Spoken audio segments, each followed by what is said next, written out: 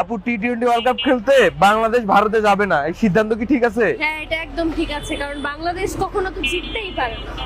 বাংলাদেশের না খেলাটাই বেটার আমি মনে করি, এটা শুধু শুধু। আমি ভাই তওবা করে ফেলছি, আমি জীবনও আর আসবো না ভাই। বাংলাদেশের ক্রিকেট ইন্তেকাল করে ফেলছে। ইন্না লিল্লাহি ওয়া ইন্না ইলাইহি রাজিউন। শেষ, খতম, টাটা, বাই বাই। এগুলো নাকি সামনে বিশ্বকাপ খেলবে ভাই, এদের বিশ্বকাপ খেলার যোগ্যতা আছে? আর আপনি উগান্ডাকে দেন, উগান্ডা ওদের চেয়ে ভালো পারে ভাই। রিসেন্টলি ওরা টি-20 ওয়ার্ল্ড কাপে কোয়ালিফাই করে ফেলছে। বিগত 4টা ম্যাচ আসছি ওয়েস্ট ইন্ডিজের সাথে সিরিজ স্যার 3-0 ব্যবধানে। এমনকি ভারত সরকারের পক্ষ থেকে যে আমাদের কনভিন্স করানোর চেষ্টা করা যে যেই ঘটনাটা ঘটেছে মুস্তাফিজের ক্ষেত্রে এটা একটা আইসোলেটেড ঘটনা, বা আমরা এটার জন্য সরি, আমরা এই ব্যবস্থা নিচ্ছি, তোমাদের দর্শক, তোমাদের সাংবাদিক, তোমাদের খেলোয়াড়দের জন্য কোনো রকম যোগাযোগের চেষ্টা করে না, কোনো রকম কনভিন্স করার চেষ্টা করে না। বিশ্বকাপ খেললে বাংলাদেশে কি ক্ষতি হবে সেটাও আপনাদের বিবেচনা নেওয়া উচিত।